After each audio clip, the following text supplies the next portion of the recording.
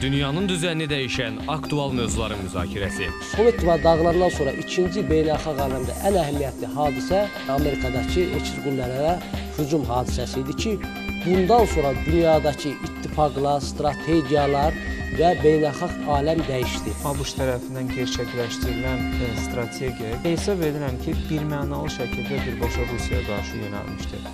Bu günləri ABŞ dünyanın bütün qüvvələri ilə rahatlıqla bacarır, Rusiyadan başqa. Azərbaycanın dünya siyasətindəki rolu. Azərbaycan sübut eləyib ki, həmin o bəzi dövlətlərdə neft və qaz ehtiyatları bir qədər az olsa belə, Azərbaycan bundan məharətlə istifadə edə bilir və öz neftini və qazını eyni zamanda həm iqtisadi, həm siyasi, həm də sosial dividendlərə çevirə bilir. Hadisələrə fərqli baxır. Fransa bir nömrəli ermənipərəst dövlət olduğuna görə və açıq ermənipərəst mövqe tutduğuna görə onun həm sədr olmağa qətiyyən hüququ yoxdur. Tərəfli problemi doğduqca İran, İsrail düşmənçiliyi ilə durur və İranı vurmaq İsrailin mənafiyinə uyğundur. Dünyada baş verənlərdən dolğun məlumat almaq imkanı. Hər həftənin bazar günü dünyaya RTV-dən baxın.